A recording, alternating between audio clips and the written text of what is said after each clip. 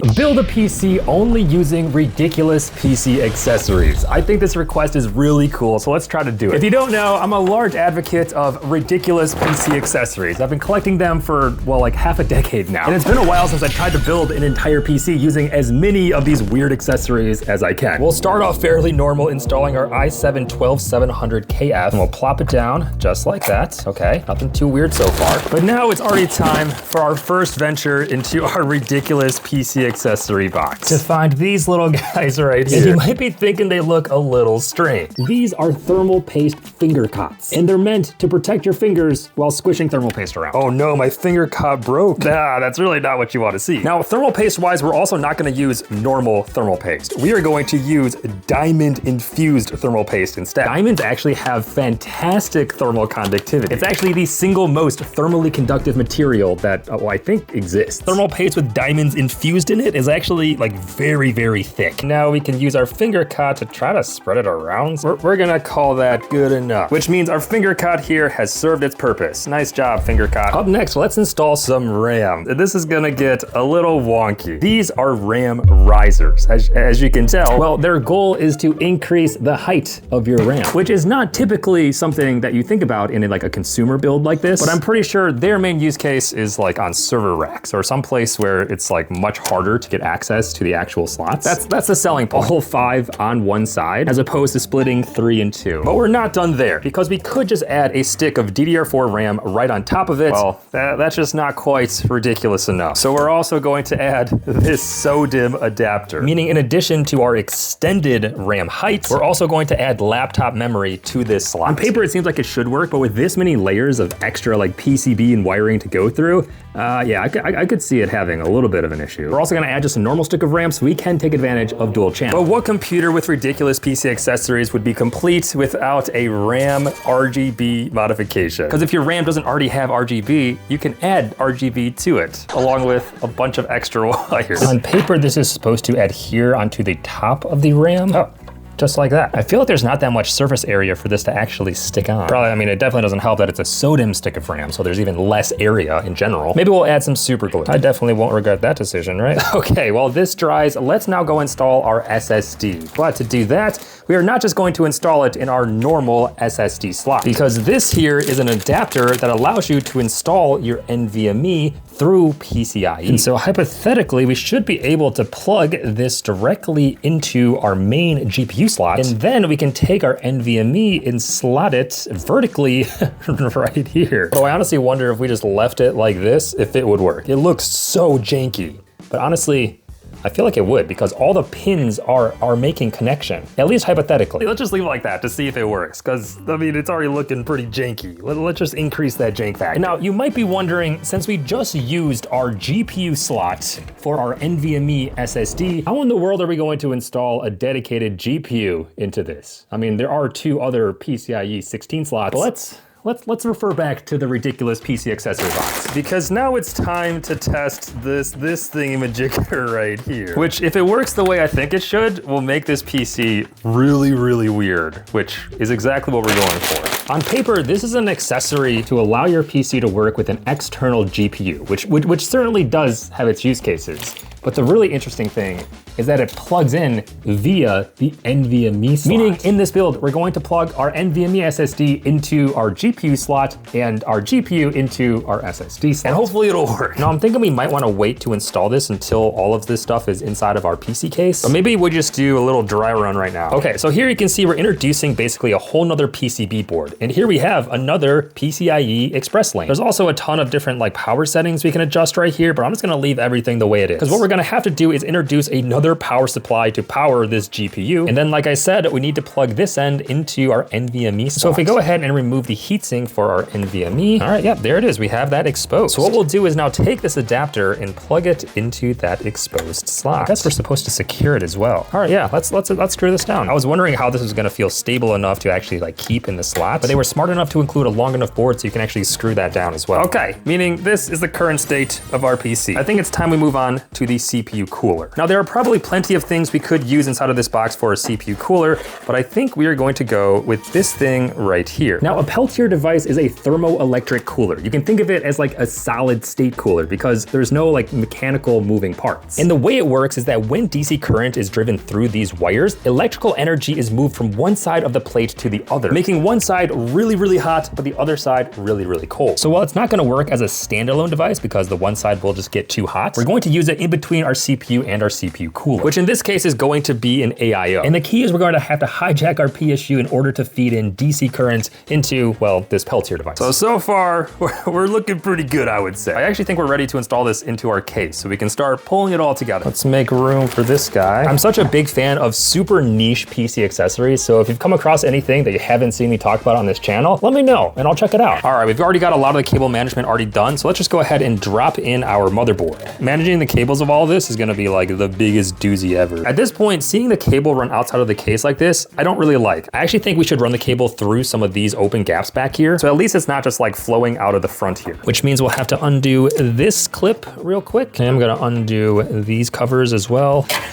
Like that. You know what? I might just undo all of these real quick. And now I'm going to slot this back in through the back there. The thickness of the cable doesn't actually like that. You can see this wants to be vertical, but this gap here is kind of forcing it to be horizontal. Actually, I think that should work. Now I also need to remember to install this little power button for our RAM's bling. So let's go ahead and do that as well. And oh my gosh, I just realized there's a loose wire. That can't be good. I might have to rewire that completely. This button needs to be exposed out here. Okay, that should do the trick. Now we have a button on the back of our case and a mess of wires directly in our case. Nice. Now that I'm looking at this, I'm not actually sure our PC case is going to be able to close because of the height of our RAM here. It's going to be really close. We'll see about that. Now the other thing about this Peltier device is I'm not actually sure which side is the hot side and which one's the cold side. So maybe we should like try this before we plop it underneath an AIO. Now in the back here, these are our two Peltier device cables, which we need to find a way to plug into our power supply. And so I'm thinking we can hijack one of the existing Molex cables. So is that a crazy idea? I don't know. Let's find out. I need a bit more space, so I'm gonna remove the hard drive bay inside of here.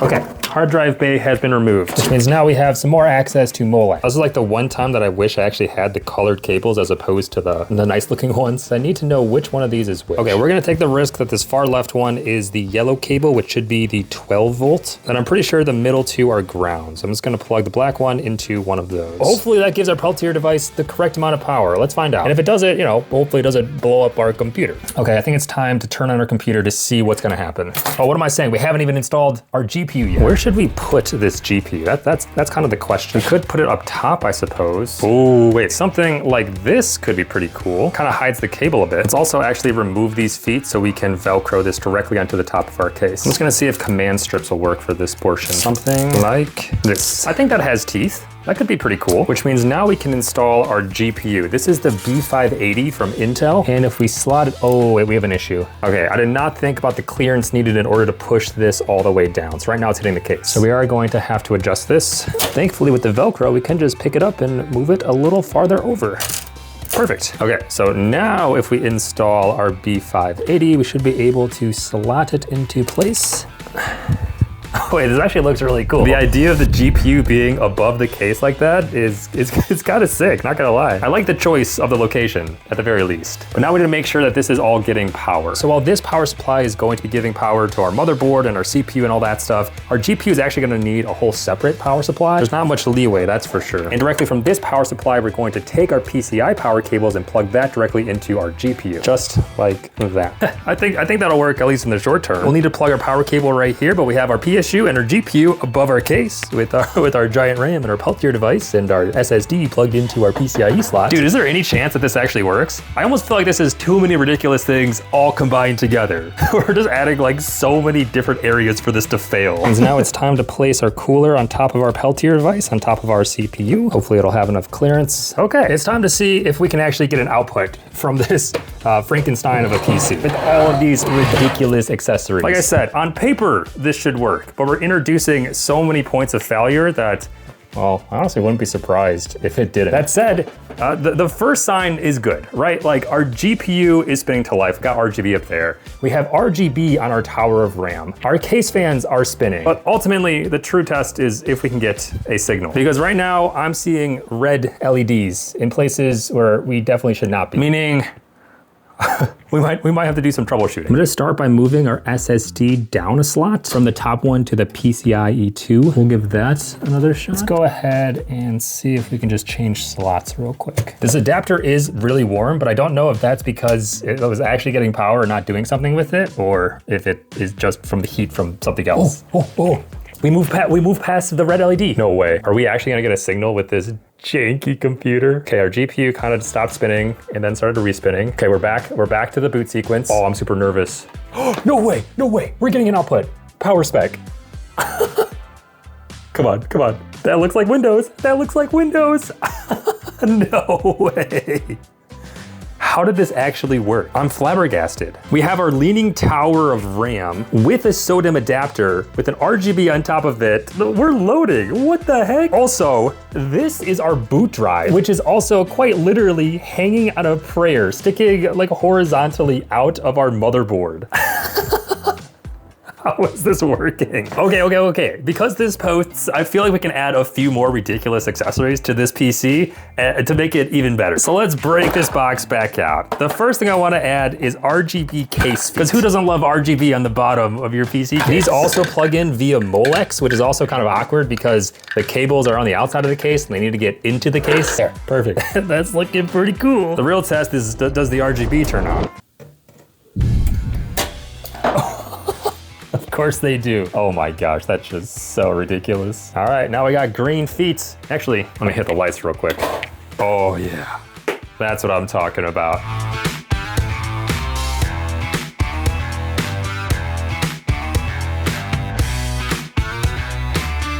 Okay, I think we can add a few more. My contribution to this box, of course, is the thermal paste tube holster. Yeah. Just like that, we have our tube of thermal paste also displayed inside of our PC, which means it's time for my favorite part of ridiculous PCs. We gotta figure out a way more cool power button than just clicking up here. Oh, I accidentally changed the colors. I like the green.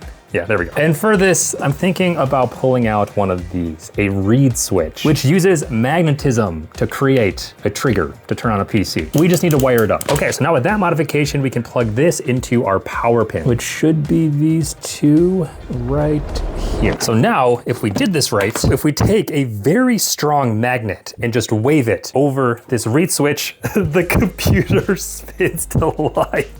Oh my God. Guys, this is actually a sick PC. And the fact it works is even cooler. So now if our reed switch happens to be on the inside of the glass and we take our magnet and hold it up, oh my gosh, it actually spins to life. Guys, that's so cool.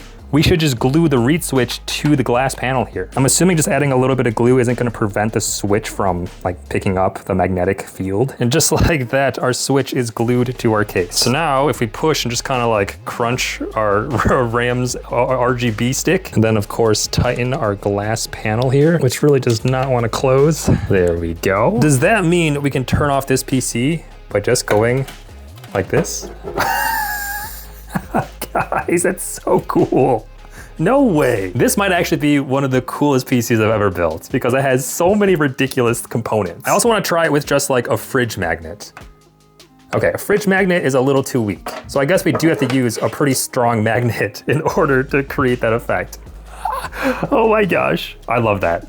That is so cool. Meaning our ridiculous PC build, well, is complete. This was such a fun request to go through this box and to use some of these components to throw into a computer like this. And like I said, if you've come across any ridiculous PC accessories that I haven't covered yet, please let me know about them because I love this stuff. I could actually probably do this again with a whole nother PC, which I might do with the rest of the ridiculous PC accessories. But until next time, I've been Mr. Easter, your tech tinkerer, and I'll catch you in the next one. Oh yeah.